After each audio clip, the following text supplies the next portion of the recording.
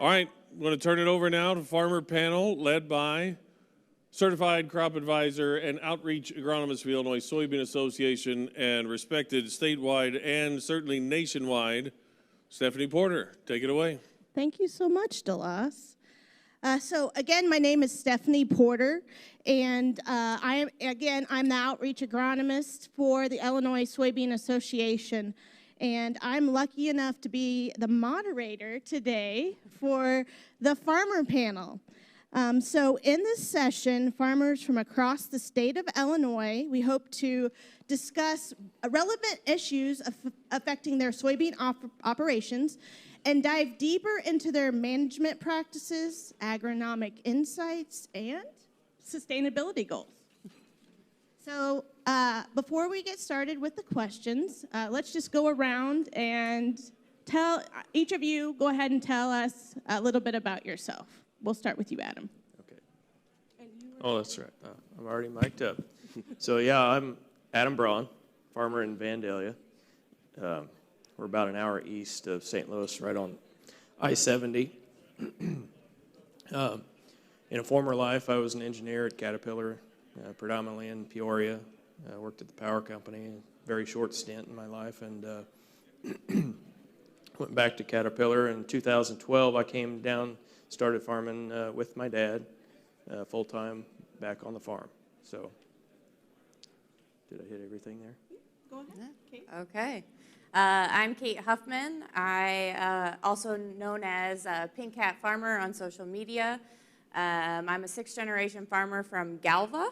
In 2023, I was nominated, unbeknownst to me, and was selected to be a top 20 Illinois farmer under 40.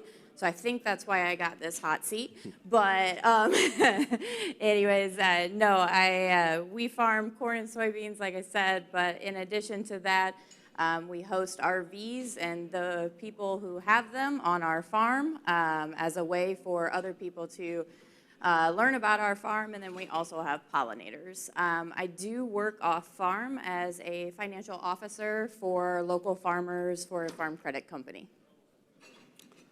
I'm Jay Riddell, and I graduated from Iowa State, and we farm about 30 miles north of Peoria, up in Marshall, Putnam, and Bureau counties. We raise corn and soybeans. For now, we have a cattle operation, and we are 100% strip till. We strip till ahead of the corn and the beans. We put down fall strips and blow the dry fertilizer in. We have management zones on basically every acre where we're running prescriptions and custom blends, and so that's kind of what we do. All right, let's get into it. Ladies first. Oh. Okay, you ready? You're up, Kate. Okay. So there's been a lot of turmoil in the market recently. I like to follow along on Twitter. So what's your advice, or how have you been tackling recent marketing challenges, and any advice that you would give to farmers out in the audience? It's tough. It's not pretty, that's for sure. I think the biggest thing is knowing your break even and trying to minimize the bleed if you're under that break even. I know for some of us young farmers who have recently bought farms like myself, those break evens are a little higher. So trying to figure that out, like I said, to stop the bleed. So a lot of what I do is based on forward contracting, what works. I'll be honest, all of us farmers, we wear lots of hats. And it's important for us to find those professionals who deal with something every single day. So I rely heavily on my grain merchandiser to help me try something new. I mean, because bottom line is we can't just sit here and keep watching it go down. We have to do something. So selling, whether it's the old crop or we're starting to look at the new crop, trying to work on that. The other thing is utilizing crop insurance to your benefit. So for me, this is my 7th crop year of my own. My 3rd crop year on my farm, I was hit with a hailstorm in 2020. One of the worst we've seen in the area. We are all pretty much contiguous, so our entire farm was hit. I learned how had to sell my guaranteed bushels in a near catastrophic year. I didn't know what I had, but I didn't throw the towel in. I might have thrown the towel on the yield monitor when I was combining, but that was all I did. I was thankful for my crop insurance there because I was able to forward contract about, I'd probably say 30 to 40%, when normally my guaranteed bushels I'm contracting probably 60%. You got to do what the market gives you. So, You guys have anything to add there? We look at a lot of, so we pre-purchase a lot of our inputs. And so when we're buying, fertilizer or seed or chemical, if knowing our break-evens, then as soon as we have those inputs locked in, if there's a margin that we're happy with, we will start selling grain, against that margin. Again, with a heavy, an 85% crop insurance policy that can protect that. And we look at the crop insurance program and our marketing program really work together, and then protect with some options and try not to get into a speculative position as long as we grow the bushels that we're expecting. right. Jay, you're up. All right. What is your approach to managing inputs needed for your farming operation? So we farm we farm a lot of good black soil.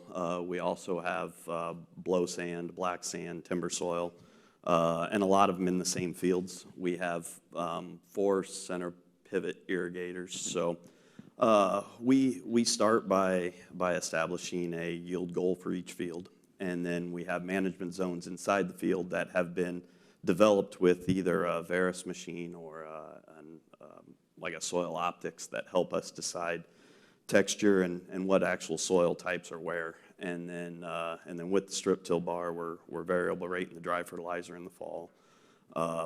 We then, on our corn crop, the bulk of our nitrogen gets put down side dress as anhydrous, and that's also done variable rate. And that's with the use of computer modeling and what the weather is and what nitrogen we think. What kind of stand we have. Adam and I were talking earlier, and we had a beautiful stand this year, but we were dry. The forecast looked dry. The stand was telling us, man, we need to crank up our yield goals and crank up that nitrogen on it. We decided not to with the way the forecast looks. And looking back, we ended up having really good corn. We probably should have gone ahead and pushed the nitrogen, but having that ability to variable that rate, we make that prescription 48 hours before we're side dressing. So then we variable rate the seed too. We look at the areas inside the field as not necessarily trying to maximize the yield. We're trying to maximize the return. So if I've got areas of the field that we know will raise 90 bushel beans or 300 bushel corn, we're okay spending more money, putting more fertilizer in those areas.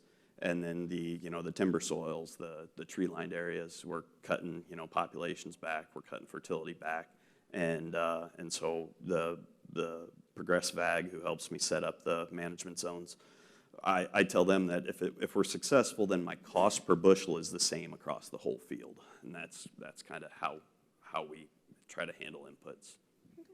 Thank you. Adam, you're on the hot seat. Okay. So when I talked to Adam before this, he mentioned, and I won't forget, that he has a certain recipe that he's been using to take on those diverse soil types south of 16. How do you manage those? What is your recipe? What is your approach to those different soils? So it's tough. If you know anything about Southern Illinois, and we're not really Southern Illinois, where I call myself South Central, but we're not black dirt like you can find right outside, right out here. I farm timber soils that are as white as the tabletops out here. I farm soils that have sodium content in the subsoil, so that creates a completely different challenge with water and drought. They look beautiful as far as prairie soils.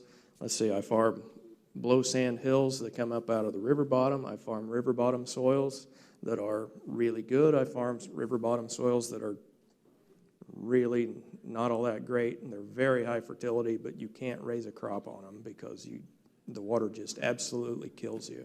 So in fact, I was coming up this morning and just trying to think of all the different soil types across my farm. I don't have 14 in one field like Chris did, so that kind of rang true when I heard him talk about that. But I came up with 19 different soil types, and it's hard to find one recipe that fits across all of those acres. So you have to really think outside the box for the given acre. Some of these acres, and seriously,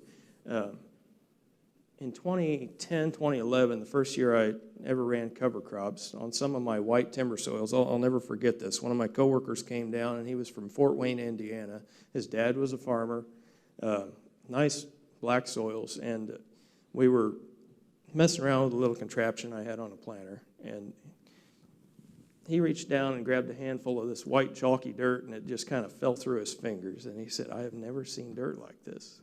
And I'll never forget that. And those are the types of soils that if you listen to what they need or look at what they need a cover crop, they need structure, they need a way for the water to get in and percolate into the soil. But on the other end of the spectrum, you farm in river bottom soils, and I mean, if I have a nice 160 acre river bottom field that might average 30, 35 bushel soybeans because they got hurt by water, I mean, that really kills your field averages. So you need to think outside the box. So last year I started ridge tilling, and I haven't planted soybeans on those ridges yet, but I've got a plan that's starting to actually come together to no-till soybeans on top of those ridges. But the corn, I was just absolutely blown away by what a few inches of dirt will get you up out of I call it getting it up out of the soup, what it'll do for you. And even though it was a dry year last year, there was one or two early rain events that came through, and it just really knocked the wind out of the corn's, sails. So I can't believe that I saw as big of a difference as I did on that dry year on my corn. So. Okay, thank you. So we're going to start doing a round and robin here with maybe some answers from all the panelists here. So first question is, what are the biggest challenges or obstacles that you are facing today when it comes to your farming operation? And Jay, we'll start with you. All right. Well, I mean, you got to say weather. Weather's always a problem, but there's, you can do a couple things to help protect. Some of the cover crop stuff has helped us in this drier year, even help hold some moisture. But really, our biggest factor is going to be labor. We also have a custom fence building business, and I say that we are in the cattle business. We're in the cattle business till Saturday. We've been in the cattle business for 108 years, and we're going to get out, and labor's a big portion of that. Kirsten Kimball's here with me today, and she's a fantastic young lady who can run the combine, run the planter, CDL, and semis, and can do everything. But those people are just impossible in our area to find, 30 miles out of Peoria. So that's probably my biggest obstacle as we look forward. There's a lot more stuff I'd like to do, that just the ability to get the work done from a labor standpoint is our biggest challenge. Okay, Kate? Yeah, definitely labor. I would really like a truck driver this fall, but besides my dad. But I think our biggest one in our area is the CO2 pipeline that is going right through our brand new farm that we just purchased in the peak of the market. We all know what land markets are doing, or land values are doing. So it's really hard when that's going to split that farm right in half, not only that farm, but also impacting about 4 or 5 of our other farms. While they repealed it, they're going to refile their petition to do it again. So we just got to be ready for that. So, unfortunately had that same issue at one point, and it's passed now, but it could always happen again. Yeah, and I disclose, I am a corn farmer, so if this is going to support ethanol, I really, I want to find a solution for it, but I don't know if the pipeline right now that is unsafe is the answer. Okay, Adam? I think you guys hit the nail on the head with the labor. And I'll go ahead and add another little qualifier in there. The skilled labor is even harder to find. You mentioned CDL. In my mind, that's a skilled labor. But everything we do on my farm, especially as a no-till operation, I mean, we're not looking for a guy that can go out and just pull a disc or pull a field cultivator or pull a ripper or something.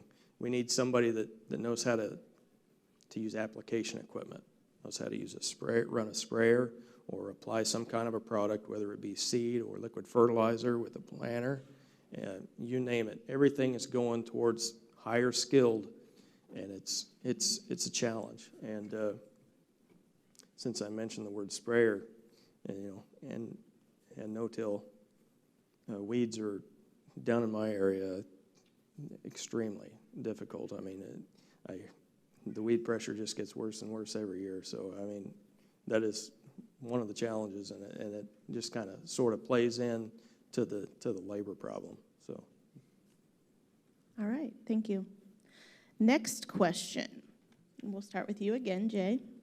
What new technology or equipment have you recently purchased or is on your wish list, and how do you want to use that on your farm? All right. On our strip till bar, we did just put it's Precision Planting came out with a blockage sensor that also is actually giving us a row-to-row flow. And so because we do all the prescriptions, I'm really big on as-applied maps. And so this will give us basically a row-to-row as-applied map.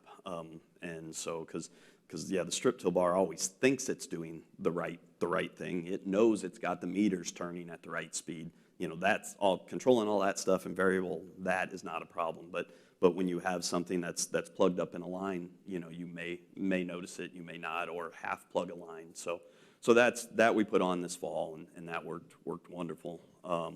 Then we are also running their Precision's beta system on our sprayer, which is the pulsating nozzle by nozzle control.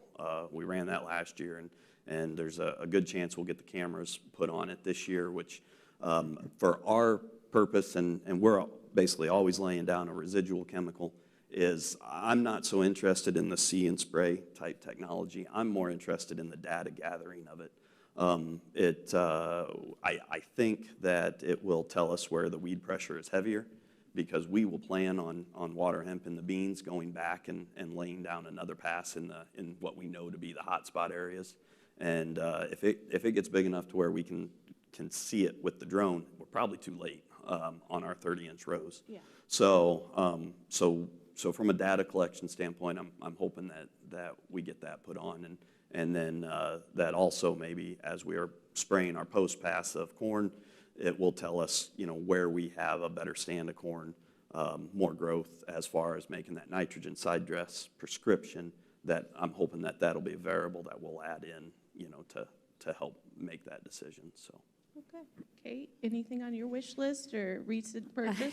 Yeah, we last December just purchased a bigger combine, so we now have 2 combines for now. But besides that, just continuing, like Jay said, is just buying the technology to keep figuring out how do we increase the yield. I know seed treatment's big for us. Do we do this treatment over this treatment? There's just a lot that goes into it, and I said earlier that we all wear a lot of different hats, and so it's trying to figure out how can I be efficient on the acres that I have. So the combine was the purchase. We purchased a new globe as well, and then our co-op, because I do work off farm, we have the co-op spray for us. They did go to that see and spray, so I'm excited to see how that works for us on our farm. Yeah, we found out we had something in common. We also got a new to us, bigger combine, and Mom is the driver, and she really liked it. It was harder for the grain cart person to keep up, though. Yeah, I don't think I'm getting Dad out of that combine anymore, and he's our truck driver, so I really need a truck driver. Adam? Well, I actually last week or 10 days ago signed a contract on we purchased a drone for the first time, so I'm kind of excited about that, a little bit nervous at the same time. There's a lot of regulation that goes with it, so I passed my first test to get my operator license. Congratulations. Yeah, Thanks. I think it's a whole different branch of the government to deal with the FAA to get licensed to fly that thing. But I am excited about it. It's going to give me a lot of flexibility when I put fungicides or add an insecticide trip, so where I don't have to run. If I want to put a late pass of insecticide on my soybeans, I don't have to sit here and worry about running through it with my ground rig one more time. I don't know about everybody else, but when I get down to the end of the spray season, I can't stand the thought of climbing back in that sprayer to spray hardly another acre. So I don't know. I hope the drone is something new and not as dreaded and gives me the willpower to get back out there and do that. And plus, it's got the dry hopper on it, so I'll be able to spread some cover crops. All right. So here's one of the last round robin questions, and it's something that I asked last year, but it's one of my favorite questions so far. How should you, I guess I'll rephrase this. How would you like your Illinois soybean checkoff dollars to be spent? Adam. Okay. Well, I really like hearing that, or I like to see that the agronomy team is here. When I listen to agronomists, no offense to any of you that might know me, that have the title sales agronomist, I have to think through and sort of truth that out in my mind. And when we have an independent research team that is just so valuable to offer unbiased opinions, and that I can't express that enough. Thank you. Kate. Yes, I think you said that perfectly. It's the continued, how do we get the yield while maintaining the soil health? And when, with that research, and it is, and you want that unbiased opinion, because it's like, okay, well, are you just doing that because that's money in your pocket? Does this actually help me, or do I not need this on my farm? So I've learned a lot already today, especially from Chris Weaver, and I'm just thankful for being able to be here and learn from everybody. And I'm going to say, disclaimer, I had no idea what they're going to say. I did not bias them in any way. I swear. All right, Jay. I'll start with the kind of the new market discovery and the teams, and so my disclaimer on that is one of my landlords is on the board and he is on that committee. So, but no, and until I knew how much he was doing, he recently got back from Vietnam. How much traveling they do on our behalf is just pretty incredible. With that said, Abigail she drives by a couple of my fields. Some of the pictures earlier were from my fields, and the wealth of knowledge of an independent person stopping and looking at those fields. And when she says she likes the bugs and taking pictures, yeah, I've got a long roll on my camera of all the text messages of various bugs that I don't even know what they are. But If anybody needs a publication and pictures, Abigail is your girl. Trust me. She has awesome pictures. We'll work on that in the future in our spare time. So I'm going to go ahead and open it up to questions in the audience now. I wanted to make sure I gave adequate timing for that. So are there any questions? Don't be shy. Make the mic runner run.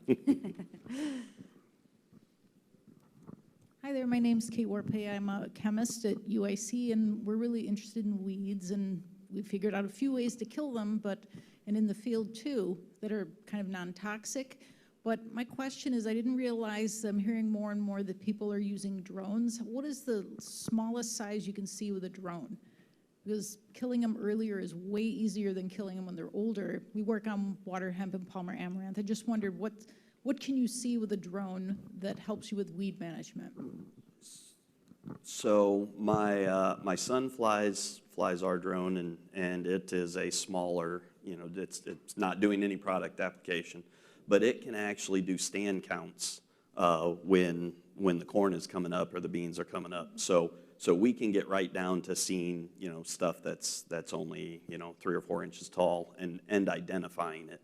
But for us, on the weed standpoint, it's more of when you get more ground cover, and because of our 30-inch rows, but yet we can see that there is something in that area that's reflecting more light, and so then we can go ground truth it. So the drones aren't necessarily telling for us and the way we're using them what's out there. It's telling us that there's enough of something out there that we need to go ground truth and figure out what it is. And when you say stand counts, that's corn, correct? Yes. Not beans? No, not at that. Yeah, It might- I may, if I said No, stand count I on was it, just I going to didn't clarify mean, yeah. because I know in my past that's been a struggle, but I think we're getting there if somebody wants to comment on that, but there might be a way we could do that. But And so, yeah, we'll variable rate. We don't try to go down to 60,000 for the main reason of, our cutter bar can't cut the stems in 30-inch rows of 60,000 pop. But we'll get down to 100 in places, and Abigail was actually out in one of my fields 2 years ago, and she said we had some 60,000s. And you could see that from the drone that they were light, but you couldn't tell, how light. anybody else want to comment on drones or? I don't have any experience as far as weeds. I fly my drone, my smaller drone, a little bit to go out and see where my water holes are. And it helps with, down southern Illinois we have spinner ditches, so we try to hit our and get some surface drainage going on. And it doesn't really matter if you have a ditch if it's in the wrong place. So it's an absolute must to have your ditches in the right place, because otherwise it's just a bump. And the drone helps immensely with that. You've been talking to my dad about ditches, I can already tell. Okay, any other questions? Adam, you were saying you were starting to do some ridge till on that river bottom ground. How do you manage your fertilizer in that system? Well, first, I'm 1 year into it, and I really like the idea of strip till. That's why I've been picking Jay's brain pretty well all morning, off and on. But if you think about it, ridge till not only raises your beds, or you get your plants up out of the water a little bit, but if you go out and you broadcast your fertilizer, I think it was initially developed, or one of the concepts of ridge till was to broadcast your fertilizer and go flip it up into a spot, and it makes sort of a poor man's strip till, or the initial concept of strip till. And so that really sort of excites me. I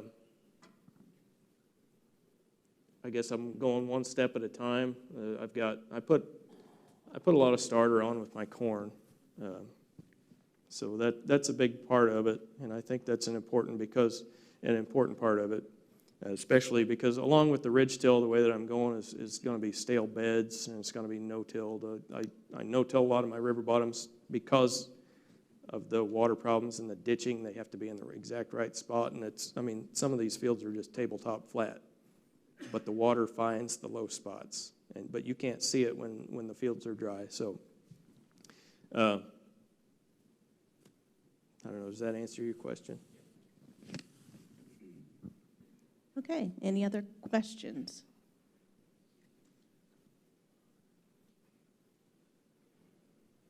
We stumped him. Okay, quiet crowd. So I'll continue on. I could question you all day long. What kind of advice would you give to a farmer starting out? What have you learned, maybe in, just 7 years or longer? And what would you tell them? Coming back to help out on an existing operation, or? However you want to take that. It's a great question. So, trying to think, it's been 12 years. I've been back on the farm for 12 years. It can be challenging to step back in to an operation, a family business, as a young guy who has a lot of ideas, and I didn't say they're all great ideas, but he's got a lot of ideas, and so I have to give my dad a lot of credit because he's let me do a lot of things to try them, and I guess my advice might not be to the farmer that's starting out, but it's to the dads in the rooms to give your kids a little bit of leeway and let them try a few things. They probably have some ideas that you never thought of that'll, if you let them develop it, help them along the way to, I think it stands a good chance that it will really help the farm, especially in the long run. So I give my dad a lot of credit. Thank you. You're up. Yeah, so I think I'll go both ways. To that beginning farmer, on the bad days, it's worth it. On the good days, it's great. You got to fight through it. But as long as you're coming back to an operation, or you could be a first-generation farmer and looking up a mountain of having to buy all of your equipment or finding someone to give you a lending hand, this life is next to none. I wouldn't trade it. The big thing is making sure that you are saving for that rainy day. For what we're looking at as a downturn economy and these commodity prices, is that you're saving for that. To the older farmers or to the other generation, be transparent. I will tell you personally, we have gone through from a prior generation, a separation that is heartbreaking.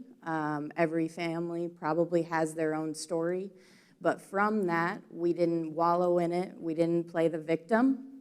We turned around and we have been completely transparent from the 5th generation to the 6th generation, and everybody is at the table, and we have begun that transition using that key inner circle. So the accountant, the attorney, even an estate planner has made this transition to myself a lot easier than I thought it would be.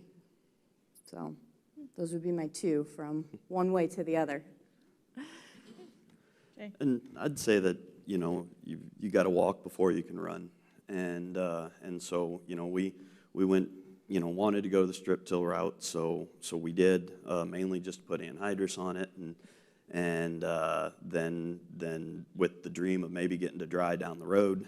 And so it started from just a 8-row strip till bar to then an 8-row strip till bar that with the anhydrous bar. And then we found out, well, we couldn't get over very many acres by the time we waited for it to get cold, so we took the anhydrous off, we put dry on that rig, and I guess we just didn't get frustrated. We knew what we wanted to do, but it was always, well, next year let's switch and do this. And so we just kind of slowly kept adding on with, well, how can we do this better? And the strip till, I won't try to convince anybody that they need to go to strip till, because there's a lot of details to it. But it's also a whole system. Our planter's set up for running the strip till with some of the add-ons to it. And so I would say, well, patience and just continue to try to move forward. And then we've been really, really blessed. We've had good growth on our farm, but we do not go out and pay cash rents. We've had some really good retiring farmers who've come to us and so transparency is big.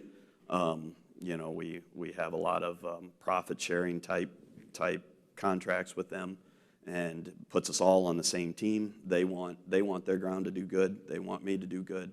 I want to do good for their ground. And so when I can come to them and say, hey, if we would go ahead and pattern tile this, and, you know, here's the return, you know, for everybody, it's been really good talks. So I guess that'd be kind of my advice. Okay. So how are we doing on time? 11:17. Okay. So I'm going to do another round robin here, and I guess I have so many questions. So I know that you are no-till, some no-till, right, Kate? Yeah, we're some no-till, but so we do a mix between, we bought a vertical till just to try it out.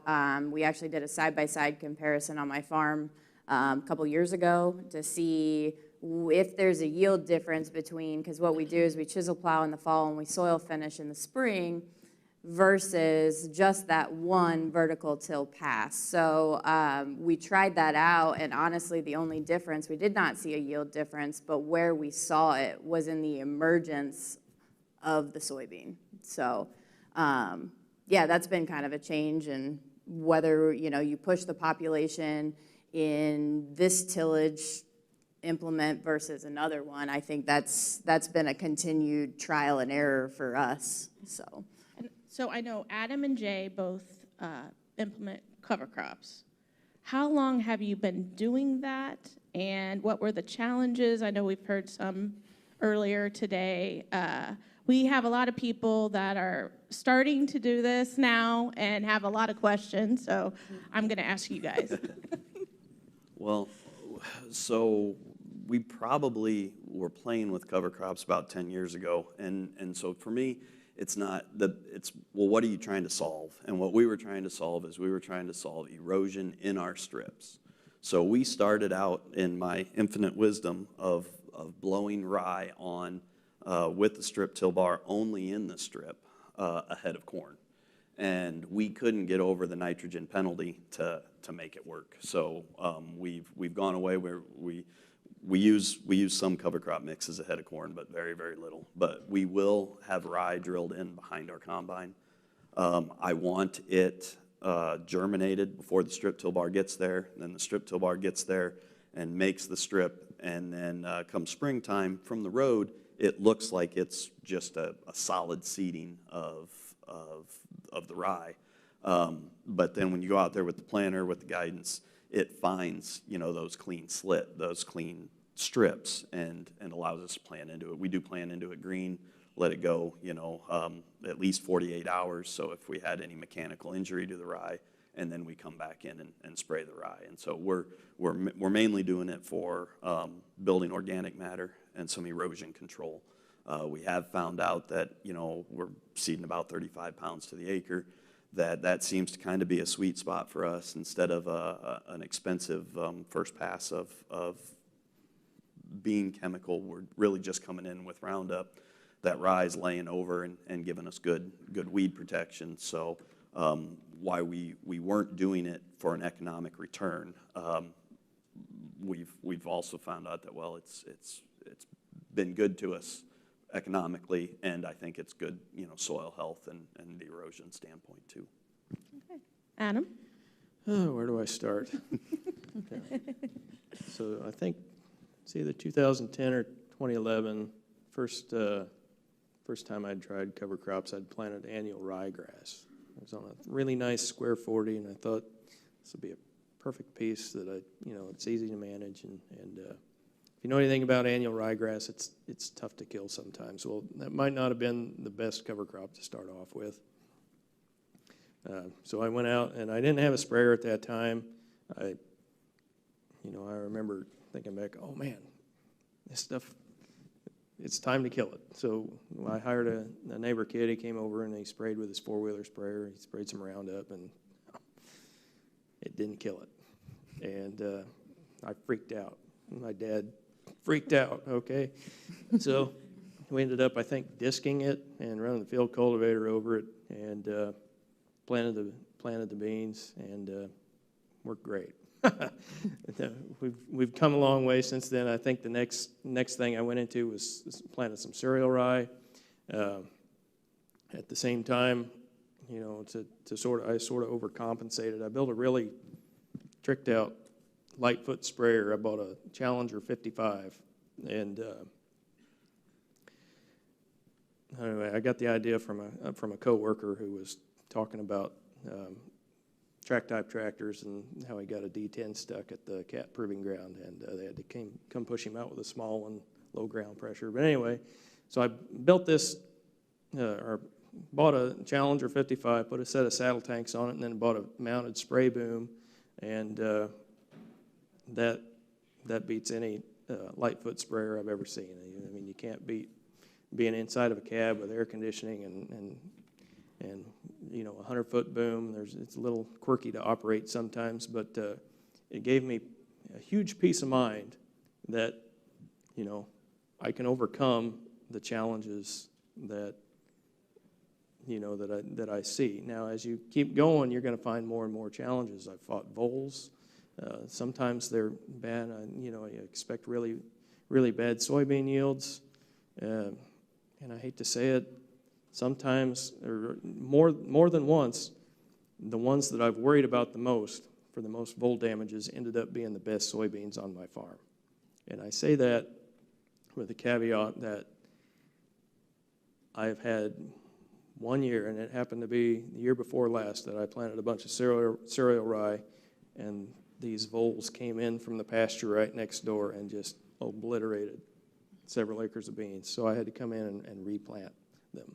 The problem was that the landlord, the man who owns the property, and you know, sharecrops, he wanted the rye planted there. He saw what we were doing, and he wanted it there. Well, it was his first experience with cover crops, and that sort of gave him a bad taste. So you have to be really careful with that, because I'm a little apprehensive to put any cover crops back on that particular landlord. So that's something you need to give a consideration to. I've had slug problems. Let's see. Nothing that couldn't be overcome. Things that you need to think outside the box on. You need to set up your equipment the right way, because, as Jay said, there's a carbon penalty associated. You can plant corn in cereal rye if you want to, or you can plant corn in triticale, and I've done both. The key is that you have to have nitrogen on your corn planter. So any challenge that you see, a weak, spindly cornfield that was planted into a cover crop field, those challenges can be overcome by knowing what you're doing and setting your equipment up the right way. So those are all things that I've learned sometimes through the School of Hard Knocks on, and sometimes I've had. In fact, I see several faces. I see several faces I took a soil health class with, and that class was so beneficial to learn this and that and the other. So I invite people to find I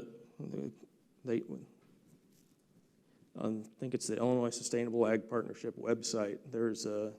I think we're still there. There's a list of soil health specialists, and there's contact information on there. Anybody that wants to get into cover crops, please go out and find that website, the Illinois Sustainable Ag Partnership. A lot of times, I think phone numbers are out there, and I'm actually a soil health specialist. You can find my phone number there, and give them a call and pick their brain a little bit. A lot of times, you'll find somebody that's been through those classes that's in your area and knows might know things that are specific to your geography. So, but the resources are out there. Thank you. I'm going to open it up for questions one more time in the audience. We've got one there. I can repeat it. You mentioned you had bows sometimes. So how do you solve that problem? So I'll repeat the question for those online. So you mentioned voles, which was the number one pest that I got asked about when coming to the Illinois Soybean Association as an agronomist. Can you comment more on those? with cover crops? I'd like to know myself. But first step, I think, is to watch what fields you plant them in, okay? Like I said, a lot of times those voles will come in from a pasture or like a terraces, something that they live in grasses around roadsides. They'll come in and they just creep in from the roadsides or whatever, and they love the cover of the cereal rye. So watch that. Sometimes if you have a field that has power lines, that might help, because that entice or gives a place for birds of prey to perch, and they'll come in and they'll swoop. Don't kill coyotes. A lot of people like to kill coyotes. I don't let people kill coyotes on my ground, because they eat voles, along with anything else. But they're a challenge. I mean, they're a big challenge. But watch what fields you put in there. Or be cognizant of what you're doing and keep an eye on them. And like I said, even though you have some vole pressure sometimes, they're still likely to end up being the best beans on your farm. So we've been at so many events, I can't tell you where I was, but I talked to a farmer, and he mentioned something about planting depth as well. I don't know if you've heard anything with voles to help combat voles to go deeper. That I don't know. I've noticed that, well, I think they start a little burrow, and you mean the beans come up, and they go out and they eat them bit by bit. So they start out small, and then next thing you know, by the time you're spraying your fungicide, you've got these great big holes the size of this stage out there. And there's really nothing you can do about it at that point. So whether that would help, I just don't. I don't have an answer for that. You're going to have to try that one. Yeah. Any other questions? In the back room, back of the room.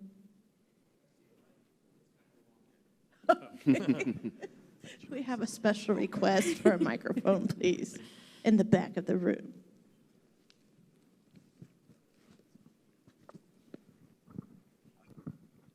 Hello again. Can any of you on the panel speak to the importance of soil microbiology in maintaining aggregate structure and balancing bacterial and fungal populations in order to further soil health goals, which in turn affect the bottom line of every farmer in this room? Who wants to start? Do I have to flip a coin?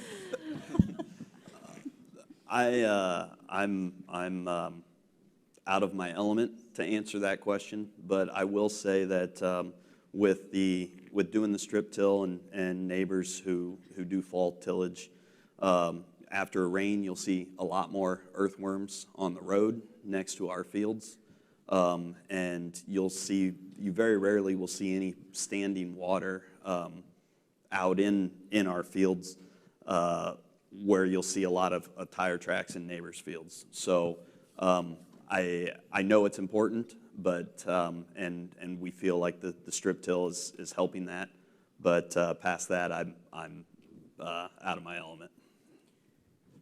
Yeah, I would agree. I'm also out of my element. I did sit in on a webinar here this winter about it. We know it's important. I want to learn more about it. I've told these guys, agronomy is not my specialty. I defer not only to my father, but also our agronomists as well and our seed salesmen.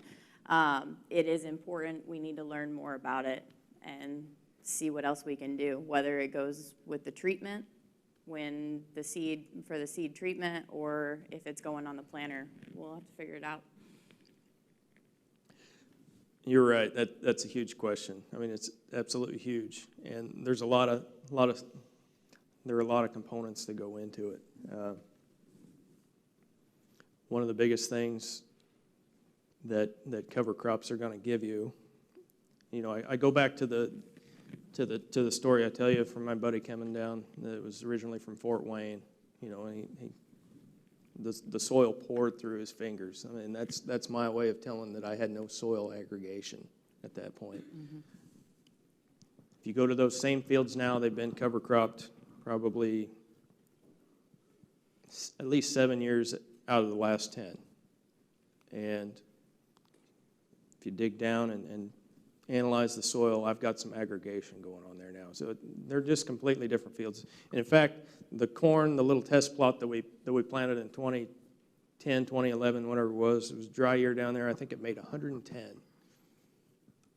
And I told my dad that, like, we're not planting that piece back to corn anytime soon. You know, coming back, I didn't feel like I could financially afford it. So we planted it to beans, and we planted beans and cereal rye, and then back to beans, and we did that several years in a row just to try to get some kind of stability before I reintroduced corn. Now, the next time I planted it to corn, 249. Now, granted, the weather conditions were different that year, but that soil is not capable of raising 249 bushel to the acre if you don't have some soil health going on. So back to the bacteria and the fungi question, you have to pick your species. There are a lot of considerations on picking which cover crop that you want to plant. And if you want to enhance your fungi perspective, you want to look at throwing some oats into your mix. But whether you get something out of a jug, I mean, I'm a little, apprehensive to say that especially something's going to work for you every time. We had some controversy at our last Better Beans over the biological topic. So that was interesting. Any other questions? A question for Adam. While the spray drone shopping is kind of fresh in your mind, I was curious what brand or model you ended up going with, what other ones you looked at, and what were some of the factors that led to that decision? I decided to buy a drone the drone that I bought, which is a DJI T40, right down the interstate, 30 minutes over at Effingham. There's a guy that keeps parts. He sells them right there.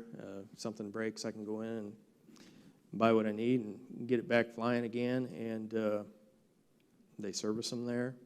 They help me through the regulatory process. So it all kind of plays into the equation. So, to me, that was having a local guy really meant a lot, just for peace of mind.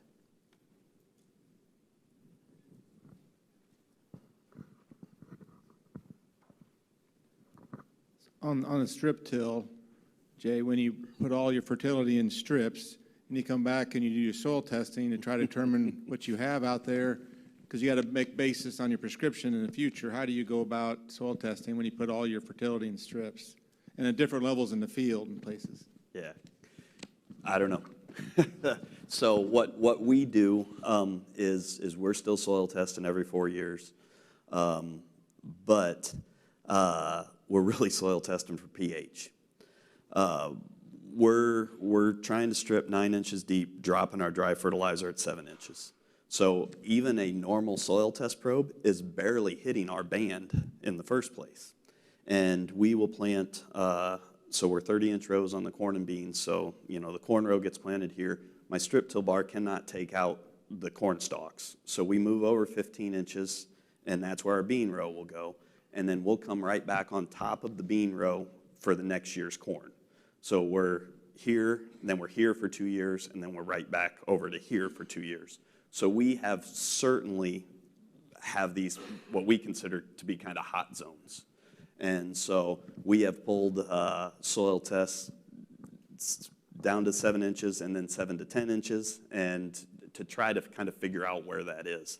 And we haven't figured out a system yet that we love. When they go out there and pull our samples, they pull from in the row, off 7.5 inches, 15 inches, 22.5, and then 30, and they mix that all up, and that's one sample that we send in. So, so then how do we decide what fertility we're doing?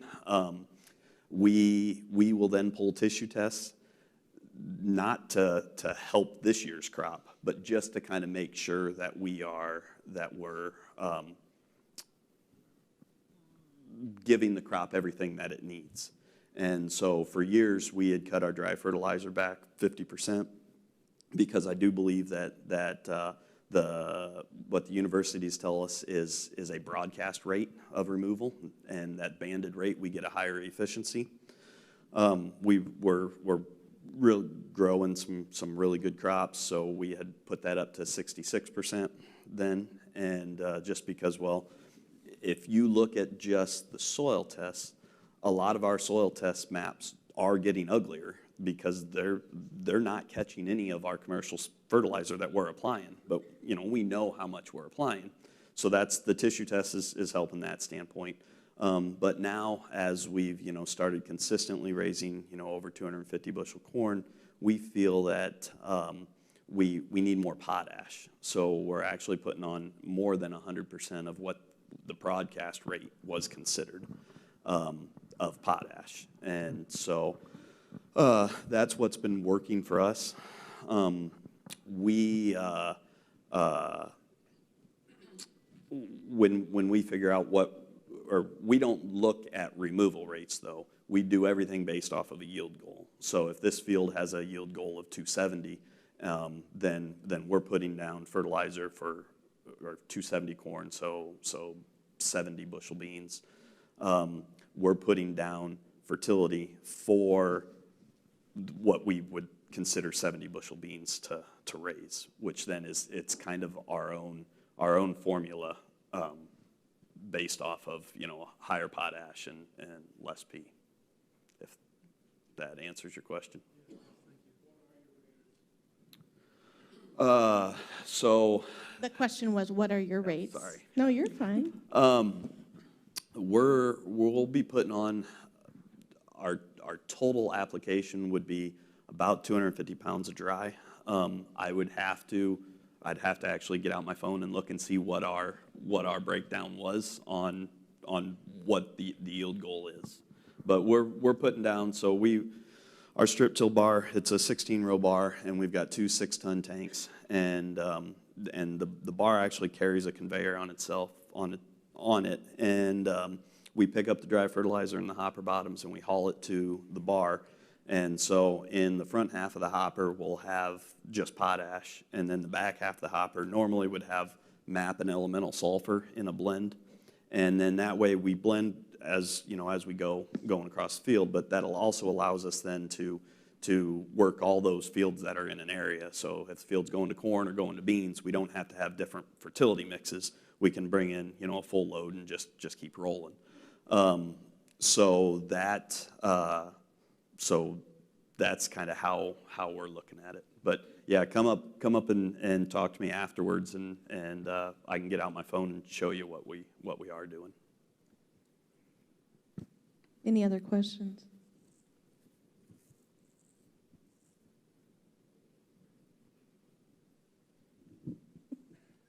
Okay, everybody's quiet. There's one. I think you said you did some ridge tilling. Yes. Yeah, that was very popular maybe 20 years ago. Yeah. In lots of places. And then it got, I guess, out of vote for some reason. So you find that pretty helpful with flat roads? Yeah, I'll go ahead and try to repeat the question. So ridge till, that's something that we haven't done for a while. Why did you choose that, and how you went about it? Yeah, so some of my river bottom soils and a few of my upland soils are really prone to, they're just as flat as a tabletop. And just a couple inches makes a huge difference. And I saw it firsthand last year on a dry year. So the biggest thing, and I've got 3, 4, 5 more fields ridged this year to plant corn on this spring. So I'm starting to this will be my second year into it. So I'll be trying something new as far as no-tilling my beans onto the ridges around the corn stalks. And then I'll also be coming in and planting corn on top of my fresh ridges. So in fact, last night I went driving around down through the mud holes down in the river bottom just to kind of evaluate whether I have my ditches in the right spot, which that's kind of another, hang up. Going across the ridges, blowing ditches doesn't sound like a whole lot of fun, and it's really not, but it's not as bad as I had feared.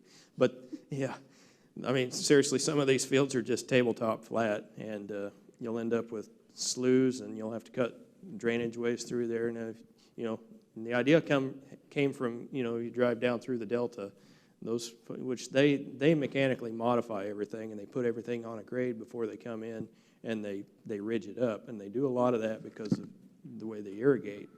They'll just do flood irrigation, and they need the water to run on down through the furrow. But in my instance, I'm just taking the natural topography of the ground, which is extremely flat, and that the water won't drain off of. Because the other problem is I've got all these ditches, and the puddles will drain away, but the creeks have to come. The level of the creeks have to go down before any of my water can even make it to the creek, because the creeks are running levee full for a day, sometimes two, before my water can even go out. So if just getting it up out of the soup makes a huge difference. Any other questions?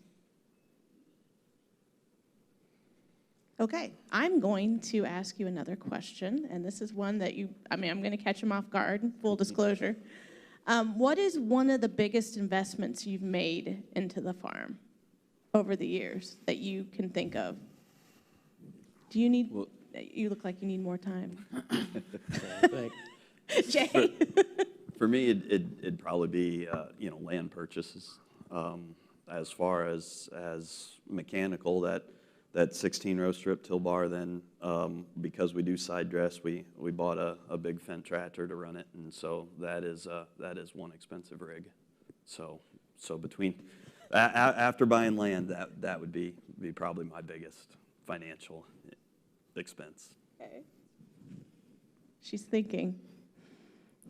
Are you trying to decide between multiple things, or? Kind of. I feel like your investments can go in segments. So they can be in your people, which would be your education, and what else can you learn and continuing to learn, because we all learn. And like Chris said earlier, is how do we control the controllable? So that would be one way.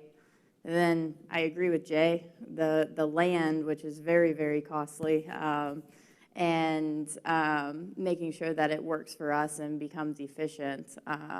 And then the other segment of the investment on the equipment was,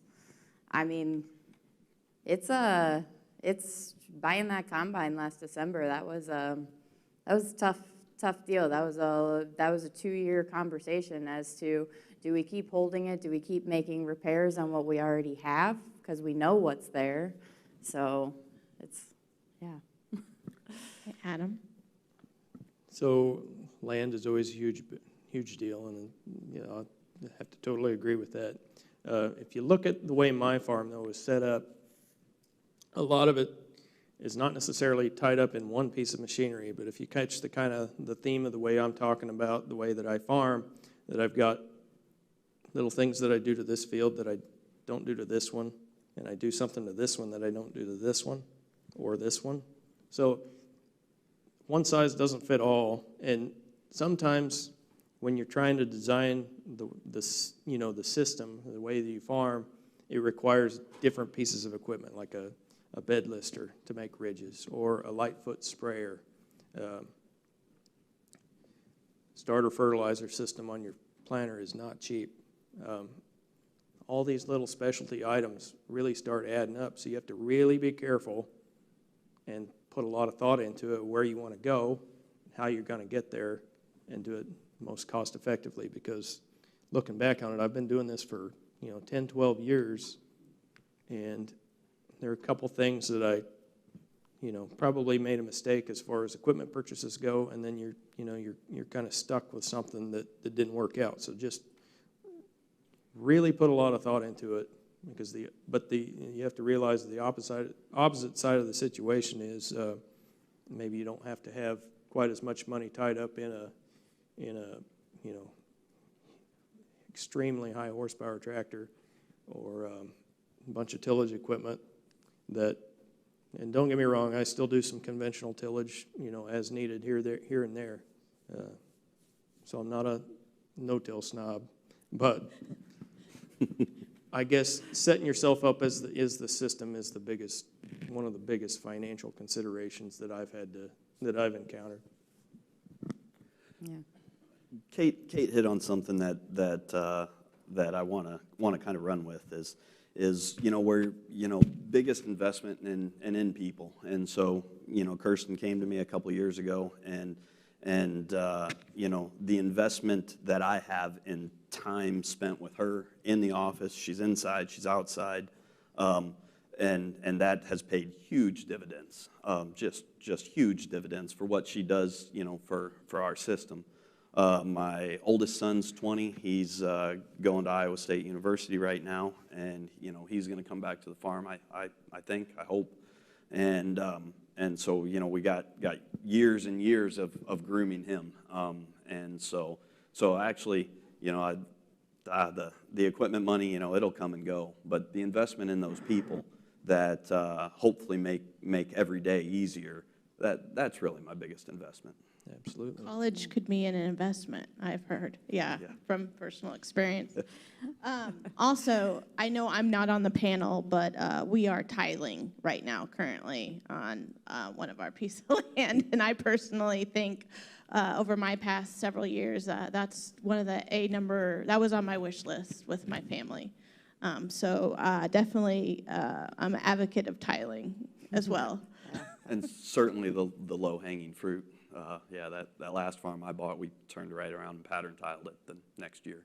Mm-hmm. Is there anything, just last thoughts, that, maybe you wanted to say something else? What would you like the audience to know based on, previous questions or anything else relevant to your farming operation?